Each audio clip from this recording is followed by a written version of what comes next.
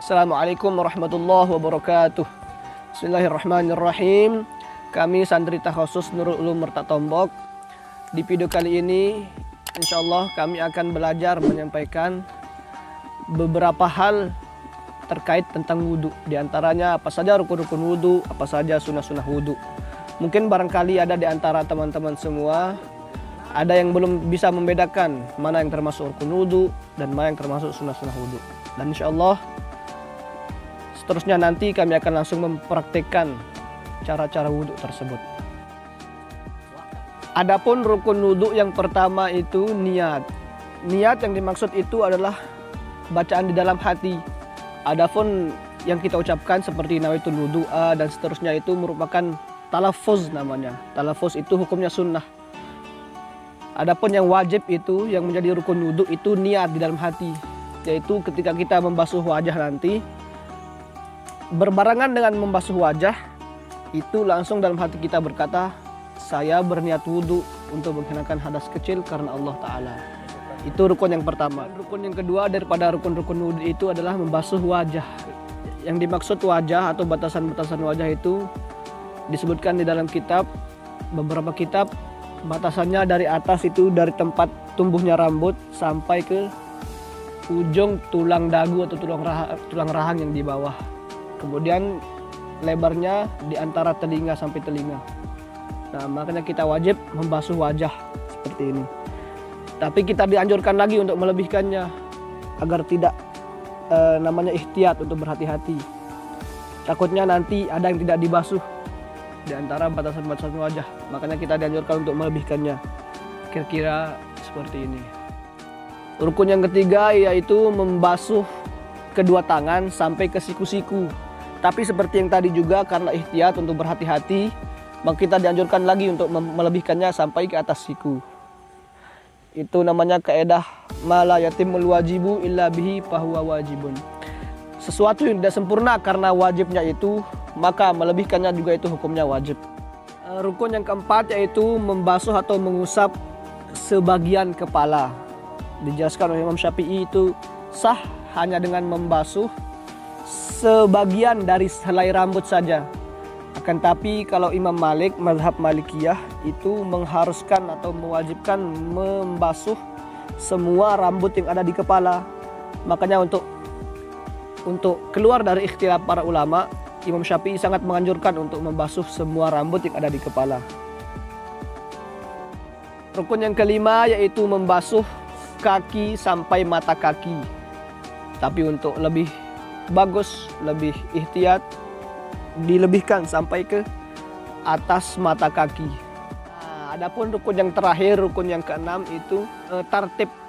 Tartib maksudnya mengurutkan dari yang pertama niat, kemudian membasuh muka, membasuh kedua tangan, membasuh sebagian kepala atau rambut kepala, dan membasuh kaki. Itu diurutkan. Tidak sah kita dahulukan membasuh kaki kemudian berniat, tidak sah. Begitu juga yang lain-lain. Harus diurutkan dari rukun yang pertama sampai rukun yang terakhir. Dengan dasar hadis Nabi SAW, ibda'u bima bada'allahu bihi. Mulailah dari apa yang Allah telah memulaikan, mensyariatkan kepada kita, yaitu dimulai dari niat dan diakhiri dengan membasuh kaki. Dan yang terakhir yaitu tartib. Adapun sunnah-sunnah wudhu itu kalau di dalam kitab Fathul Qorib dijelaskan sunat-sunat wudhu itu ada 10. Namun tidak terbatas hanya 10. Ada juga sunnah-sunnah wudhu yang lain dijelaskan dalam kitab yang lain. Tapi kali ini saya akan menyampaikan beberapa atau sebagian dari sunnah-sunnah wudhu tersebut. Yang pertama itu tasmiyah, itu membaca bismillah. Sebelum kita berwudhu, kita disunatkan membaca bismillah terlebih dahulu. Kemudian sunnah yang kedua, membasuh telapak tangan, yaitu membasuh telapak tangan terlebih dahulu. Kemudian yang ketiga, madmadah, yaitu berkumur. Hukum berkumur itu sunnah. Terus selanjutnya termasuk sunnah yaitu istinsyak namanya. Istinsyak itu memasukkan air ke dalam hidung. Namun yang lebih disunatkan lagi itu menggabungkan antara berkumur dengan memasukkan air ke hidung. Digabungkan jadi satu, bareng-bareng tentang gawe. Tama ai kemunguhkan cucu kirung bareng-bareng. Ini barahara tutorial.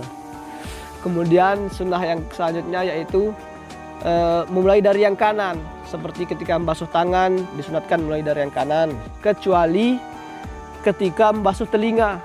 Kalau ketika kita membasuh telinga itu disunatkan bersamaan, berbarengan keduanya, dengan dasar dijelaskan dalam kitab Sofwatuz Zubat yang berbunyi wastakmilis salah sabil yaqini wabda biyumnaka siwal udhunaini.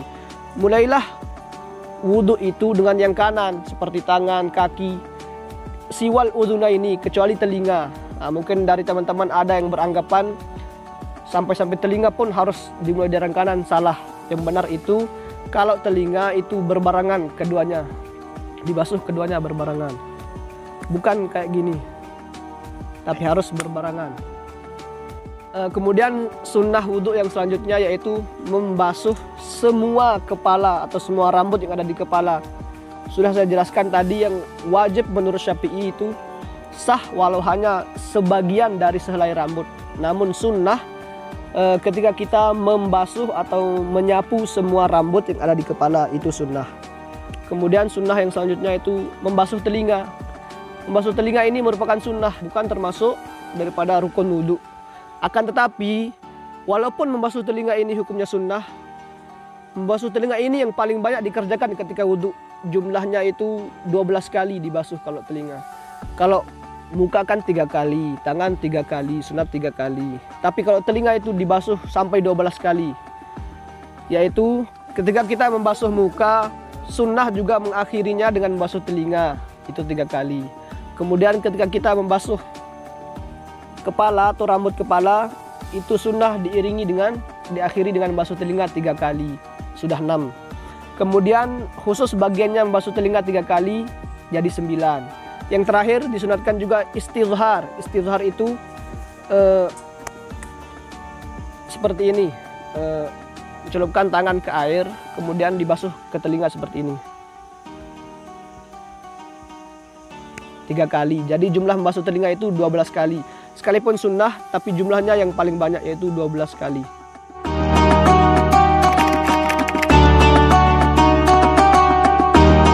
Bismillahirrahmanirrahim.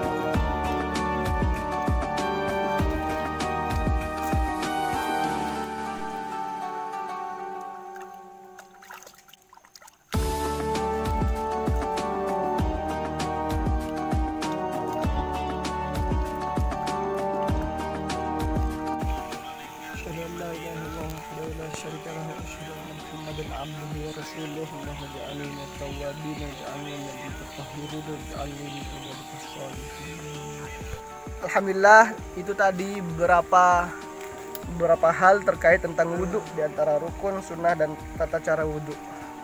Mungkin sekian dulu dari kami, Selanjutnya harus Nurul Ulum Mutatombok. Jika ada yang salah, jika ada yang keliru daripada tata cara maupun perkataan kami mohon maaf, dan silahkan koreksi di kolom komentar di bawah ini. Sekian, wallahul muwaffiq ila aqwamit thoriq. Assalamualaikum warahmatullahi wabarakatuh.